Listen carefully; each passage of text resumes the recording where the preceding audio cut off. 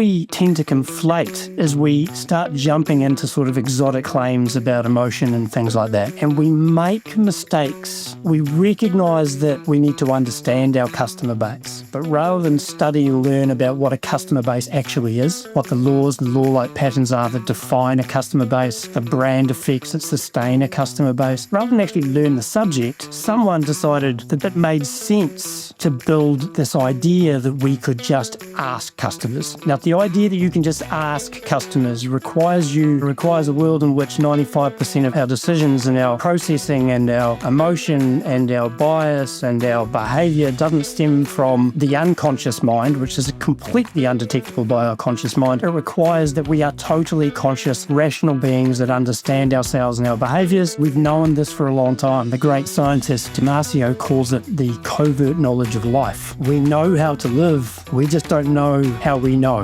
right? And so the idea that you can ask a customer base questions to understand the customer base is deeply flawed. Scientifically, one of the most laughable propositions you'll find in business anywhere. The motivation or the intent is really good. It comes back to that original thing we've conflated ourselves with, which is we've got to deliver great service.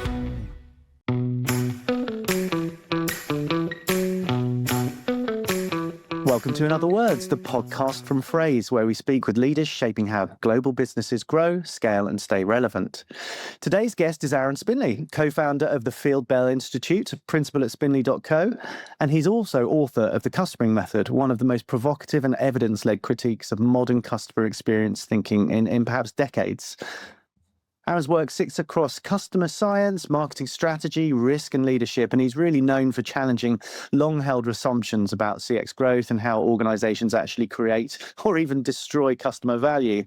Aarron, welcome to the pod. It's an absolute pleasure to have you on the show. How are you doing? Yeah, I'm very well. Thank you, Jason. It's awesome to see you again. I appreciate the very kind introduction. I'll do my best to live up to it.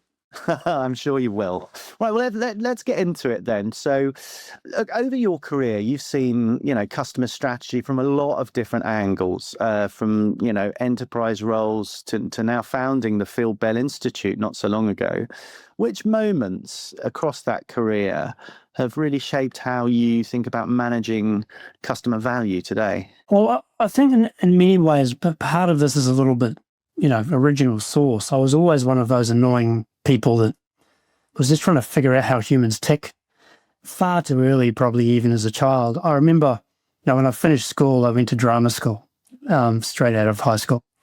And I had this teacher stop me I would just have done a scene, and he asked me to explain why I delivered this character in a particular way. And I remember going on this long speech to him about how I'd figured out the backstory and created this whole fictitious multi-layer characterization of this particular character I was playing, and figured out worldviews and identities and tried to build up this complex layer. And I think the scene was something stupid like buying a loaf of bread or something.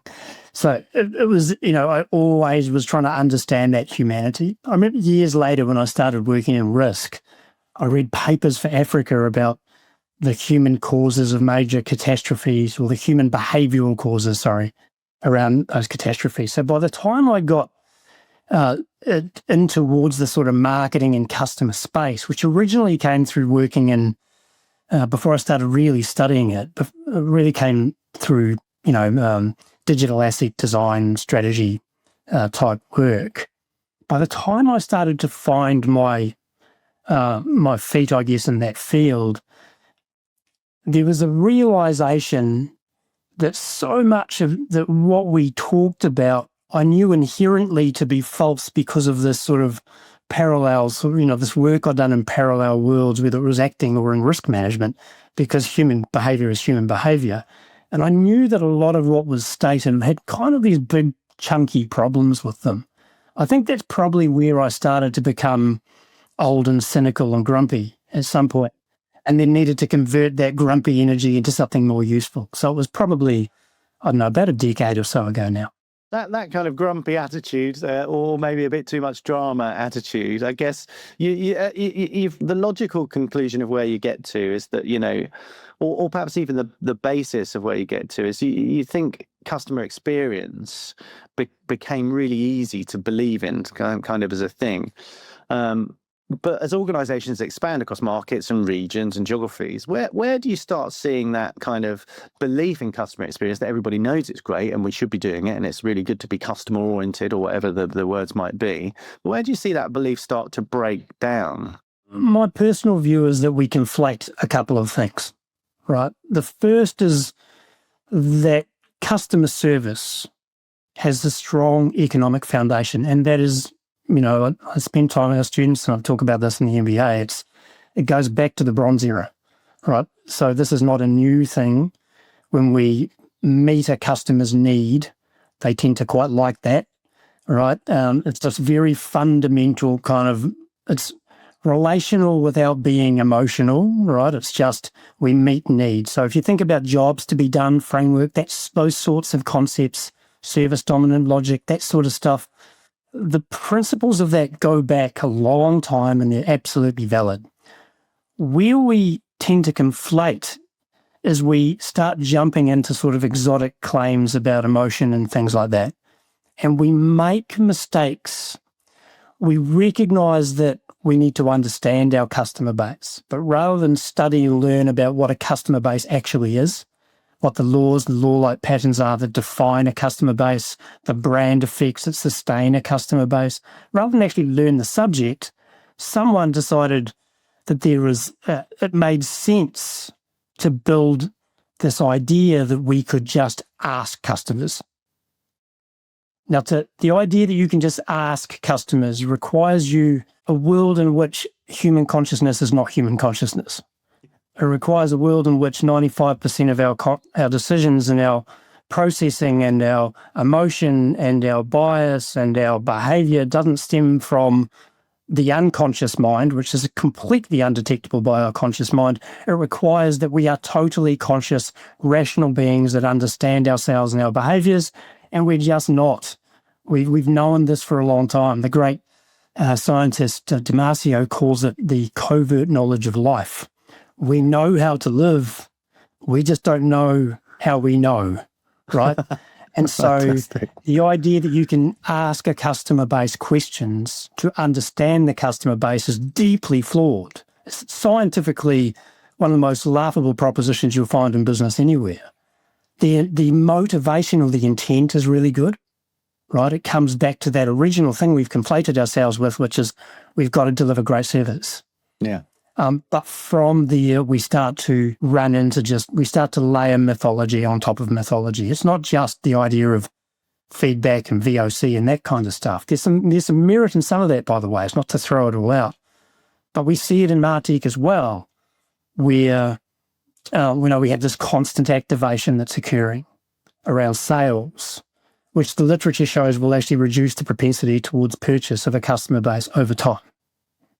We know that's also associated to, pricing mistakes, right? So you start to diminish your brand, you start to introduce price sensitivity, you start to pull future buyers forward, creating gaps in your revenue model, and so on and so on. So this comes about because a lot of sort of marketing automation, product marketing says that you should be constantly activating in the same way that the insights feedback world comes about because, in that case, survey software category needs you to believe that. So we have this a little bit, probably if I step right back, it's a lot of it's a little bit about sort of this technological industrial complex we have, where so many in our field mistake product marketing and sales slogans for management theory. And because they're not trained in what a customer base is to begin with, they become really easily victim to that. So it's well intended, but it's a conflation of things, and it's also the undue influence of technology, I'm afraid. Yeah, and there's an inherent bias in all of that, right? Because technology providers want to sell technology. So they're naturally going to be talking about something from a point of view that matches their own to an extent. There's nothing wrong with that, right? I won't obviously name the company, but I had a big vendor say to me, or a person from a big vendor, I should say to me a couple of months ago that, we're building technology with teams that aren't trained in the field we're building technology for. It was quite an admission, right? And obviously I wouldn't wouldn't quote them and lose their job in about 5 minutes. But I think it's a really honest reflection of where the industry's at. Yeah, and well, look, I mean, I've been a massive advocate for training in all fields, but especially in marketing. I think that, before lots of people come into marketing, especially in B2B marketing, coming from different angles. And I think the one thing that you can get right is to, start training people, get in the theory of marketing, and there's some good mini MBA stuff that you and I both done that kind of stuff. So, and now I think, the customering method and the Field Bell Institute are really sort of pioneering, the customer angle. If we think about, let's get into that sort of you framing the customers differently. So in the customering method, you frame them as an asset base rather than this kind of idea of a sentiment problem, which is what you were talking about with the kind of service model. So when you think about it, and you've got all this noise from other vendors and other the things that have been compounded over time on sentiment and all of that, how does that reframing of a customer as an asset base, perhaps explain what you mean by that, how does that reframing change how leaders should think about growth strategy, particularly compared to the traditional way of looking at stuff? Yeah, and it's very fundamental. So, and I like the way you framed it as well, as away from sort of a sentiment-based concept. Sentiment's important, but it's an indicator on an asset. So when we think about how we manage anything, we take customer out for a moment. The way that we manage any asset that any business has in any field has the same core foundations, right? So we apply scientific management. This is sort of Frederick Taylor wrote the book in 1911, and a lot of it is associated to this idea of efficiency and time, which is connected to the industrial era. But actually, the thing that people miss about his work is that what he was really saying is we need to bring an evidence-based approach to what we're doing as opposed to this intuitive kind of sort of feel. And so a little bit like, the enlightening moving into business. That was a lot of what his work was very much about. And so we started to focus on what the evidence showed delivered outcomes. We moved into more formal asset management in many ways after World War II, when we started to see quality management systems to emerge. That was in Japan in the 1940s. And what they began to look at was the construct of consistent, repeatable outcomes on every asset that you would manage. And so there was a very almost engineering-esque type mindset to that. But then we started seeing those same principles applied into things like Sigma 6, right? So it started to expand. We saw and quality management systems start to get recognized globally, and they started to think about customer concepts in those areas. So if you think about just purely scientific management and quality management systems of an asset, and you take those same principles, they apply just as beautifully and just as easily into a customer base. The science may not be engineering sciences, but they're marketing science, and they're the humanities. It's still science. It's just the application of a different form of evidence into a different field. And when you understand that, you begin to understand how a customer base forms. You begin to understand loyalty properly because you're looking at it in more strict terms.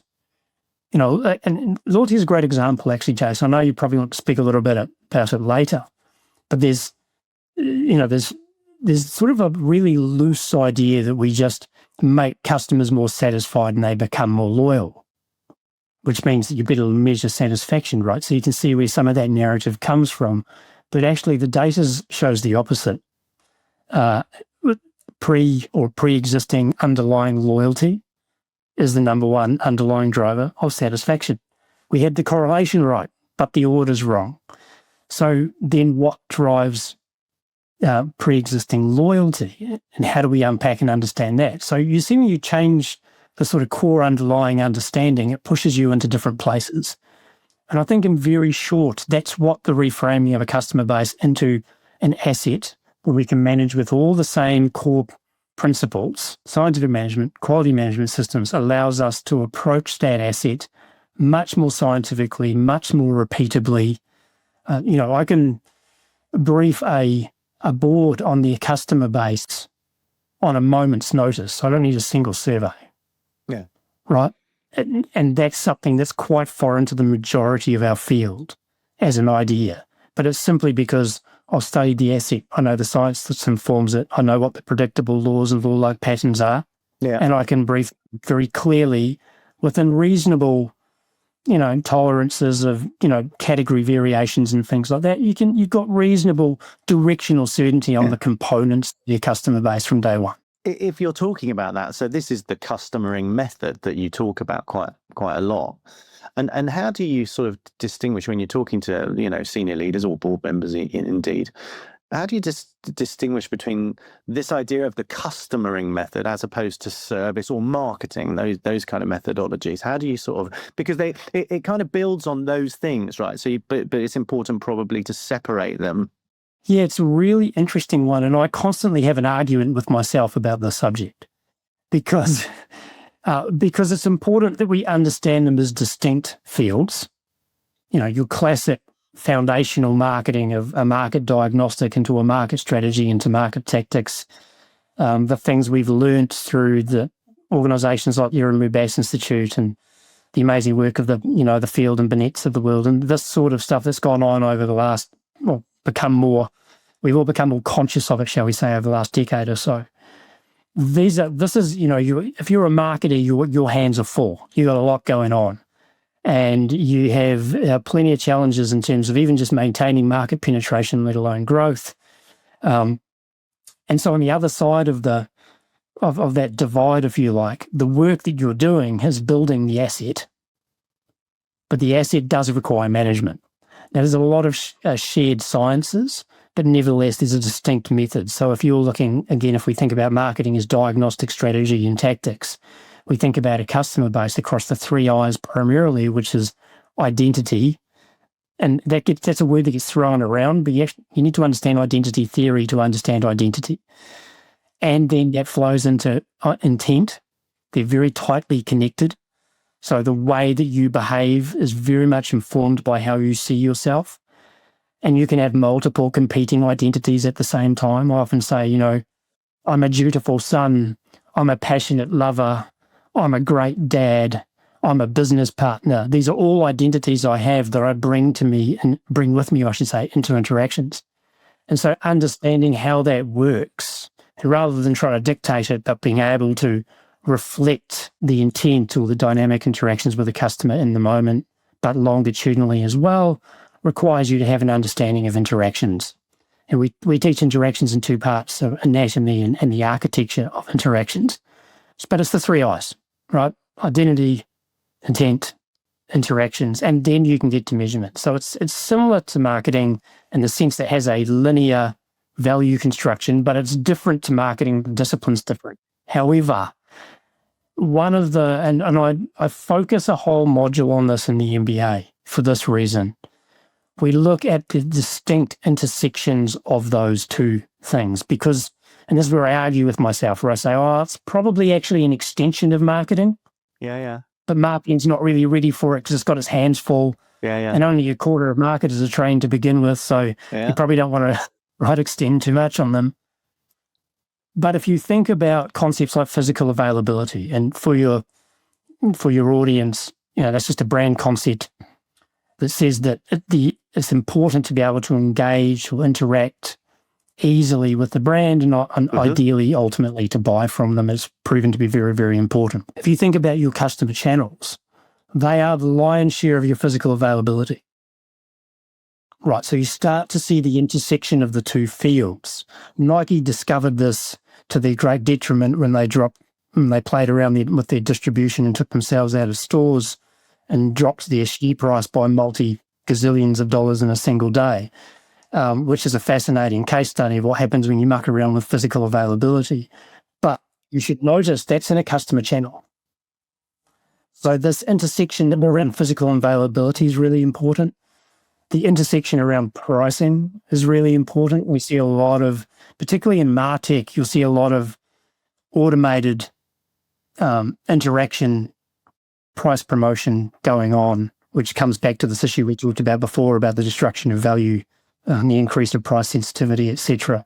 And so customer people have to have a good understanding of pricing, even if they don't have responsibility for it, so that they don't break it, right? So they don't break strategy, they don't damage brand. And the last bit to that intersection is the way that we regulate communications to a customer base is nuanced and it's different to the way that we outbound message a mass market. Right, they're two different things. So that's where you get your intersections. It's where you see the extension happen, but nevertheless, you have to understand them as distinct in order to bring them together. No, I mean, it's interesting. And you kind of depict this in that kind of bow tie model where it sort of indicates the tension between that marketing strategy, which is all well-intentioned and completely correct in lots of cases. If you've done all your diagnostics, your strategy and your tactics, you get all that right. But there is a tension between that and engaging individually with that customer on the customer's terms, right? Because the brand has its own set of goals. The customer has its own, or his or her own set of goals as they're interacting. That you talk about identity, in different identities, different intent, different interactions. There is a distinct tension between those two things in many cases. And what from your view, that tension, how does that manifest itself when organizations scale? It's hard to overcome that. But what happens when you see that tension go the wrong way? Well, I think we've got this propensity for corporate shortcuts, right? And it's understandable, particularly that as an organization gets bigger and bigger and bigger, we don't have a customer department, right? We've got an e-commerce team and an insights team and a contact center team and a retail manager and a distribution manager. And we grow this thing. We don't grow it. It's growing such that we have to then wrap our arms around it. We've got to break it up into bite-sized chunks. And we end up a little bit into a channel strategy as a result of that, as opposed to customer orientation. So that's where it starts to break a bit. It's just a scale problem. That happens a fair bit. And so you begin to understand some of the corporate shortcuts. And probably the greatest example of a shortcut, maybe in business, is NPS, right? And it's marketed beautifully. The one number you need to know. So forget understanding the domain at all, right? Forget understanding the economics. Forget understanding the risk. There's one number you need to know. And if you're an extremely busy executive in a complex organization or a board who's used to dealing with things like ratios to shorthand indicators of risk on a balance sheet, one number you need to know is perfect positioning. It's complete nonsense, total nonsense. But it's beautifully positioned. And of course, all the literature ever since has looked at the big claims of the NPS. It's not a predictor of growth, and it's not an indicator of loyalty, and it doesn't pre-indicate sales, right, which are the big main claims, and each one of them have been very reliably, very corroboratedly debunked. But the promise of that is very sticky. It's very sticky. And I think that's an example of where most of our leadership now, when they've done their education, they've got MBAs or commerce degrees, or they came through accounting or legal or something. They're smart, highly qualified people. But if you did an MBA even 10 years ago, but 30 years ago, some of them didn't even really involve proper marketing in it. Yeah. None of them have involved customer, and no MBAs today include proper customer training at all, which is hence part of the vision and the mission of Field Bell. Yeah. But if you don't have that technical understanding, you are easily led into little traps. And if you're a big organization, to your point, Jason, then corporate shortcuts are very, very tempting. Yeah. So thinking about those shortcuts and the reason why things like NPS are very easy, as you say, is because it's simple and you don't have a lot of time as an executive to sort of look at that or C-level. But what do you think should replace those then? Because they will stay as they're easy, and it's a shorthand that everybody sort of understands. Now, yes, it's completely flawed, and you and I are very, very, very clear on that, and I definitely think the same. But what do you think, or what should execs start thinking about to replace those, to keep it credible and keep it actually realistic? I was, in fact, I did a little post on this about a week ago. I was in was inspired by a little meeting I was in. I was asked by some folks, again, I won't name the organisation, from those little private Q&As you do every now and again. And the question was, what measures are valuable to us and how do we apply these to business values?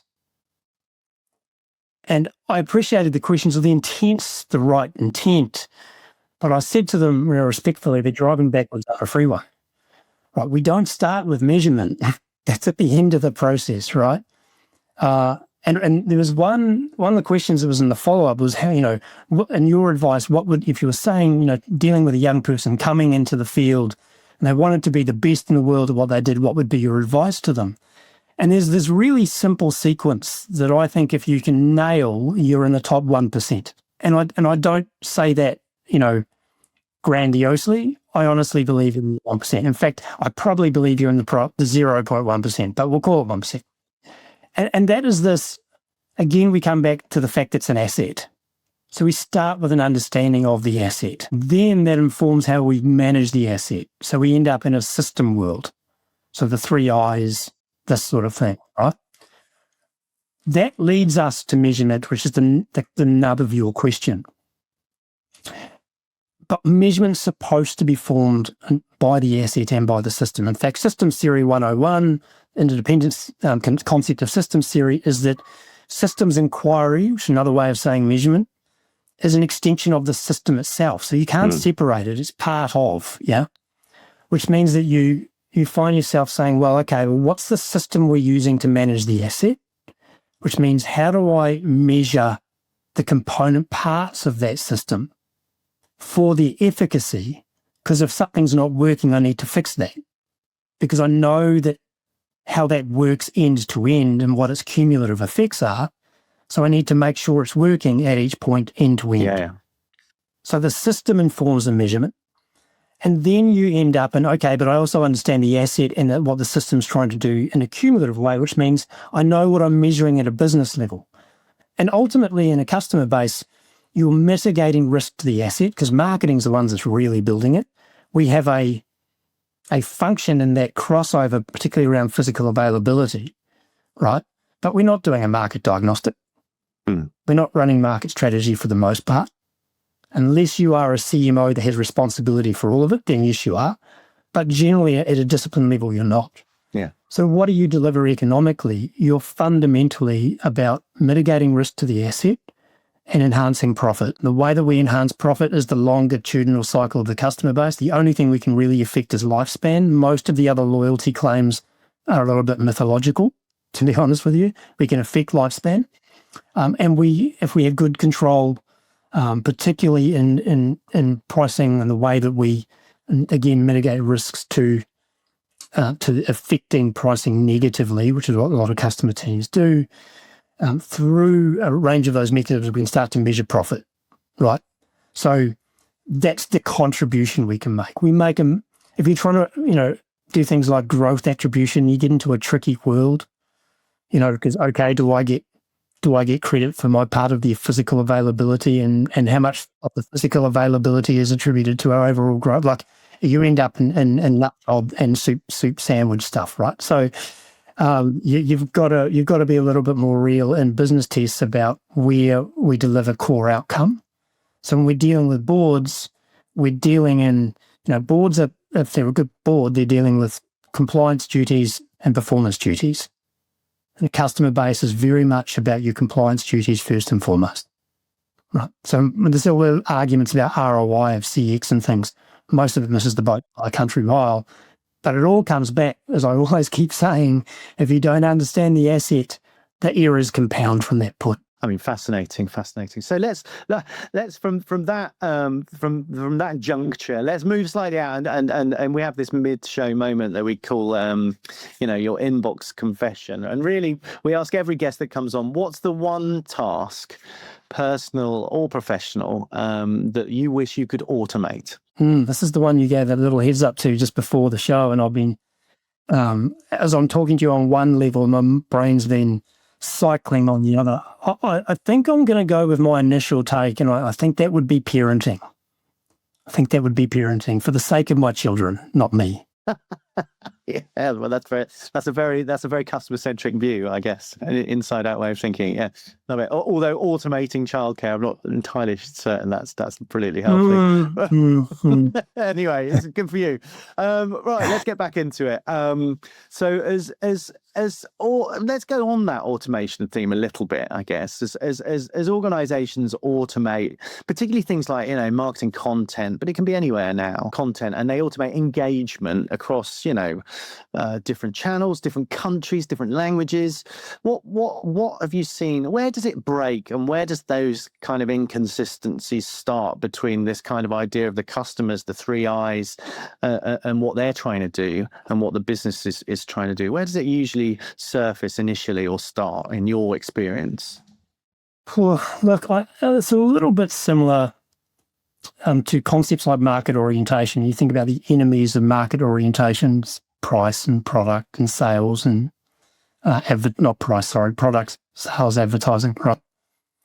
I think you get into trouble when if you don't understand the asset, you'll end up chasing your tail or being influenced by either the technology or the mindset of those that are selling you the technology to some degree. So you end up in a world where you're in constant, it's almost performance marketing mindset, right?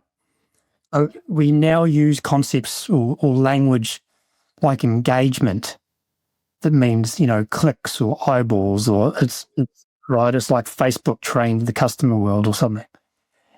And that's pretty negative stuff because you end up in a world of tracking. People love talking about personalization, which is really just a sales hack.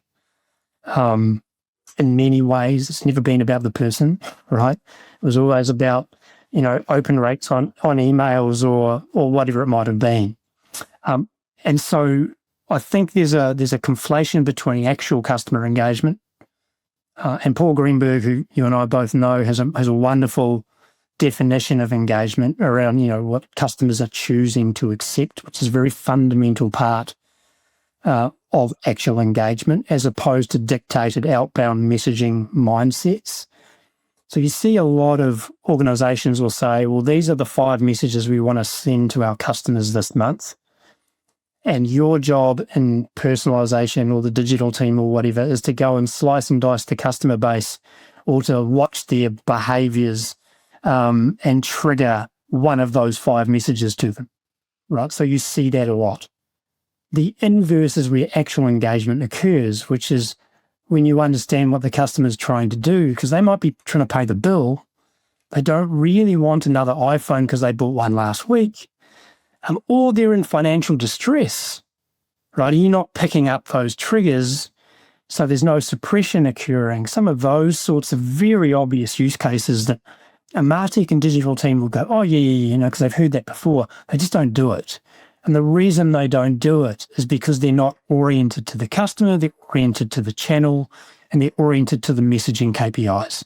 So it's one of those things. I was speaking to a student from last year just today on the phone, and she was saying to me that the way that she now thinks about it as an asset means that when you have those sorts of conversations, she's not framing it around, am I neutral? Am I enhancing, or am I degrading the asset? So if I have started with 5 messages for the month, I don't need to even analyze that anymore. I know I'm degrading the asset. I'm not oriented to customer need, which all the literature shows when you meet increases sales propensity, right? Increases the performance of your physical availability, leverages a lot more of that mental availability.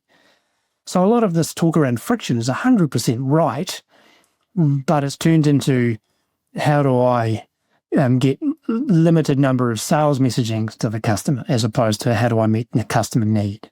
So that's where we still see all of that. It's a mindset issue. It's not a technology issue per se. It's the misuse of the technology. I think it's also a senior leadership problem in the way that they're tasking those teams, right? Because they need to think about, okay, those teams are just pointing in a direction and they're doing that. So maybe you need to zoom out and go, okay, team, are you thinking in those terms? Are you degrading a customer asset, or think in terms of customer assets? So that's perhaps the challenge to the senior leadership, is to make that shift in how they KPI or how they run those teams, because they are a blunt instrument to an extent. Is that, they will point, if you point them in a direction, they will go.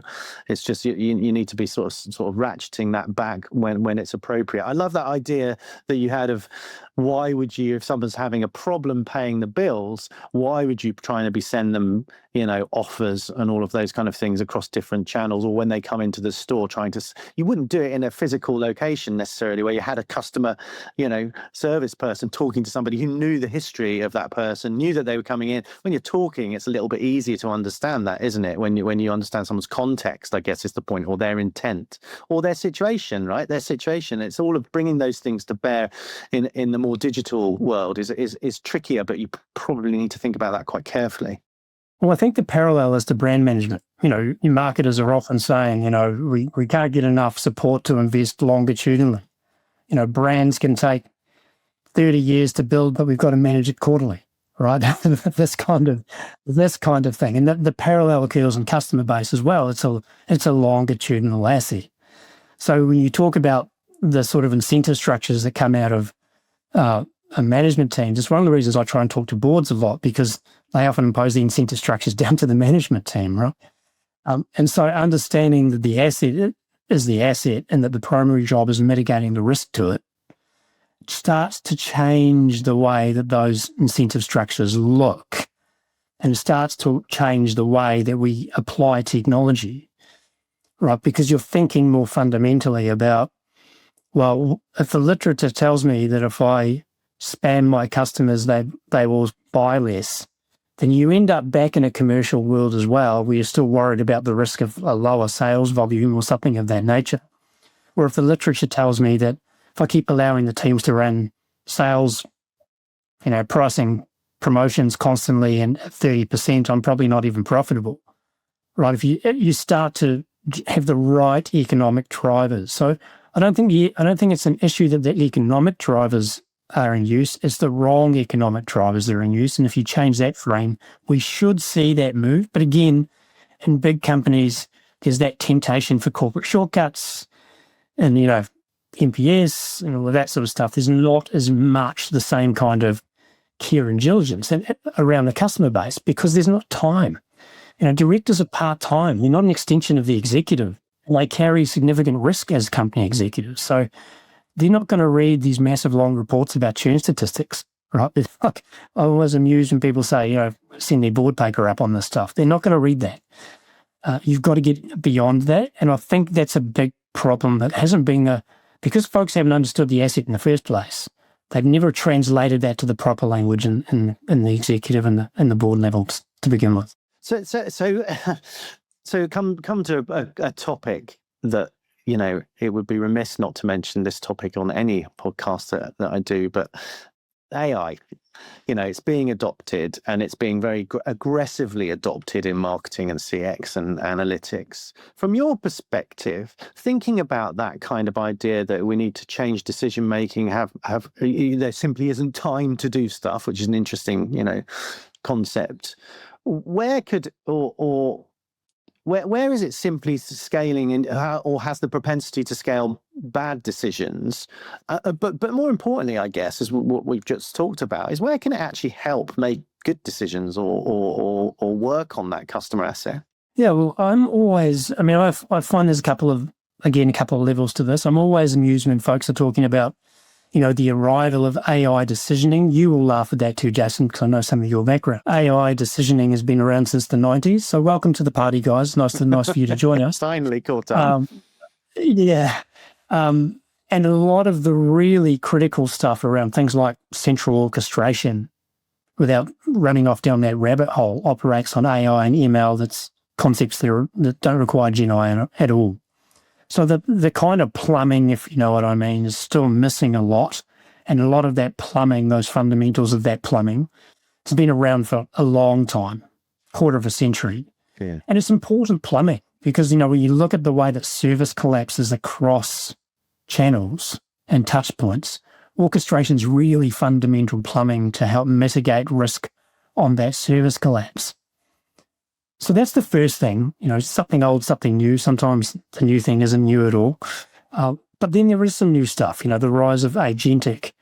And that poses new risks as well. If you have intelligence at every touch point,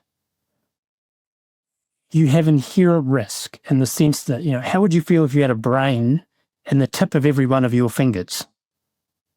How effective do you think you would be trying to pick something up? Yeah. Right? And that is, so we're seeing this issue we talked about before with channel orientation over customer orientation. AI is exploding the errors of channel orientation rapidly, to answer the first part of your question. And there's lots and lots of examples of that. I think there's also, the other part to it is like anything, and it's a tech bubble at the moment, so there's a lot of hyperbole. And, so you see folks talking about the rise of the AI shopper assistant. I wrote a piece about this a little while ago because I'm going, okay, does that mean that we're all going to wear the same clothes and drive the same car and eat the same peanut butter? And then someone will say, well, no, don't be stupid. You control your bot. Well, oh, okay. So in that case, mental availability doesn't go anywhere. Physical availability goes through an evolution to some more machine-to-machine type learning, but the principles of physical availability, that doesn't change. So what's changing again? Where's this revolution? Right, so there's that bit that's going on. There's too much hyperbole among folks that don't understand the thing that they are claiming to be disrupted. But yeah, there's a lot of good, I'm always cautious about being one of those folks that says, well, this is where it'll go and this is where it won't, because I feel like, when it comes to AI, we're still in our nappies. Well, if lucky, we're crawling on the floor. We're doing the bum shuffle on the floor. We're not even crawling, We don't know. We don't know where it's going. But I know that the fundamentals of service will remain because we've got 5,000 years of economic precedent on that. And I know that customer choice has, further evolution to go, but it's really the management of choice that remains the key thing. That too much choice we know is, it slows you down, it constrains thought, it stops you making decisions, you end up with abandonment. So, those that are advocating AI delivering all this new choice, well, choice is actually a problem unless you know how to manage it. So again, it comes back to having a good, solid understanding of those fundamentals. But I'm a little bit hesitant to say where it's going to be remarkable. I do think there's service use cases where it can be really effective. Probably not the classical website bot experience that we've all had for the last half decade, which makes you want to kill every robot on the planet. But we're getting better. We're seeing a bit more intuition. The problem we've got is those bots are still sitting in an isolated manner and they lack the context of what happened 3 months ago or a month ago or 2 days ago or in another channel at the same time. So there's those sorts of problems that they're missing.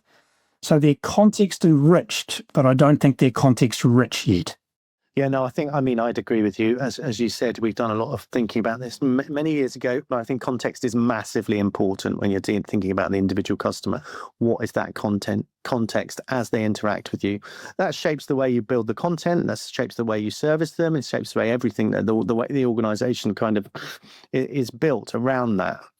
But thinking about that technology side of things, moving sort of, AI and also technology, when you're talking to CMOs and COOs and CIOs, what conversations do you think those leaders need to have together when they're thinking about this next wave of customer AI technology or whatever else? What do they need to think about? Well, I'm always a bit self-serving to start with. And so I'll say, the obvious thing, which I genuinely believe is true. I know I've got a dog fight, but you've got to get people trained on your fundamentals because they will never interpret technology use until they understand that. They just won't. If you look at LinkedIn, it's like an episode in a fairy tale half the time. Some of the stuff that just flows off the tongues of people who are very, very confident in what they're saying. And they're super well-intentioned, but they just don't understand remotely the field that they believe themselves to be an expert in. And my fear is that that kind of thing just permeates more and more and more into internal teams. And there's almost a pressure, right? It's almost a peer review thing, a peer pressure thing. It's like you don't want to be dropped off by your mum at school, and you don't want to be the last one to figure out AI in the marketing department or the customer department or something like that. So it's kind of like, I think, a little bit of a false arms race.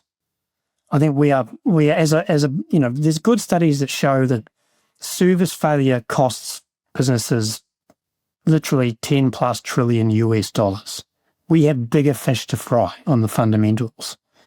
But I still think it's a super interesting new superpower that will have a role, and the role will only increase. So my advice to execs has always been, a little bit, put the tools down for a moment, even the AI ones, put the toys down, step back, and I get, being self-serving, come spend 3 months with me, come spend 3 months with my partner, Henry Hernandez, who teaches, of course, mini MBA in customer tech, and he teaches about the customer system, right? So most of what we see now is folks that have got an application focus. I use a particular breed of software, or I'm a best of breed guy, right? It's an application mindset. It's not a system mindset. And so it's the same principle, both technologically and managerially. You got to put that stuff down and come back to the fundamentals. I think there's some really good examples of things. Fraser's a brilliant example, really, especially for obviously international organizations, when you're thinking about that physical availability and making consumption of interaction easy. Yeah. The whole, grappling with the language thing. I mean, you and I both worked in global businesses. And I worked with one where I was working across Asia Pacific, and people outside of, in other parts of the world don't quite realize that that's multiple currencies, multiple languages, multiple cultures, multiple worldviews. It's not sort of just a region. It's a very, very diverse space. And even just within that space, the nuance of language makes all the difference. But when you extrapolate that globally, the applications of AI into that and the management of language. I talk a lot about clinical language and teaching the class. So again, language is such a fundamental thing to the way that we communicate on a human level in any setting, customer most included. So I think AI's got I think there's a lot more to come there as well. But I think fundamentally, though, I think your idea of that ecosystem, customer ecosystem, is something that we kind of think about, is that from a technology point of view, the ecosystem that you deal with, essentially all of the ways you manage those customer interactions, there's an ecosystem of technology that's around it, a system, you call it, but I'd call it sort of an ecosystem as well. And I think one of the things that really resonated with me then was that, you've got to get the fundamentals right. You talk about the strategic thinking, but also the plumbing. It's like, you've got to do the thinking. It's like if you build a house, you've got to think about what the house is going to look like before you start putting in all the pipe work and everything like that. But you do need the pipe work. You need to get all that right. And then everything else flows on top. So it's quite interesting. Well, Aarron, we're close to the end of our time. It's always fantastic to speak to you and learn so much, and many things to go away and do a bit more research, but it's brilliant. Just a couple of quick quick-fire questions to you then. So if you think about global growth, you talked about language just then, but if you could describe global growth in one word, what would it be? From a brand perspective? Yeah, whichever perspective you want. Well, it's always market penetration, isn't it? I come back to the marketing thing. It's ultimately penetration. There's all this sort of these ideas around growth generically. I know we're close on time, but out of the industrial era, we got market-based economies, and market-based economies growth is the increase of your market penetration. That's all. I know it's a very capitalist answer, isn't it? It's a very capitalist answer. No, but that's what growth is. Exactly. It's a good answer. It's 2 words, which I won't give you a yellow card for. But it's good. So penetration is the thing. And then last, yeah. So a book aside from The Customering Method, your book, which I have to hand. What is another book you think every executive or business leader should read? I'd probably go with how brands grow. Oh, I love it. Yeah, Byron Sharp. Yeah, Byron Sharp. If you understand a lot about that, you begin to understand a customer base. I think if more people in CX, for instance, and insights, that sort of area, read that book, they would send a lot less surveys, as an example. Love it. Well, Aarron, all that remains is for me to say thank you very much for a fantastic, fascinating conversation. And I look forward to speaking to you again soon. Absolutely. Thank you, Jason. Thank you, team, the production team behind the scenes. There's about 400 or something. No, not quite. It's not all me, though. You're right. Thank you to the team. So thank you, team. So, Aarron, thank you again for that brilliant conversation. You challenged a lot of comfortable thinking, especially around how leaders talk about customers versus how they actually manage customer value as organizations scale. It's been a genuinely thoughtful discussion, and I think it will really resonate with leaders that are trying to grow without losing control of consistency, trust, and ultimately that long-term customer asset and the value of the customer. And with that, that's it for another episode of In Other Words, a podcast from Phrase. I've been your host, Jason Hemingway, and a huge thank you again to Aarron Spinley for joining us today. If this episode made you rethink how your organization approaches customer strategy at scale, be sure to subscribe on Spotify, Apple Podcasts, or your favorite podcast platform. You can find more conversations on leadership growth and what it really takes to scale globally at phrase.com. Thanks again, and see you again soon.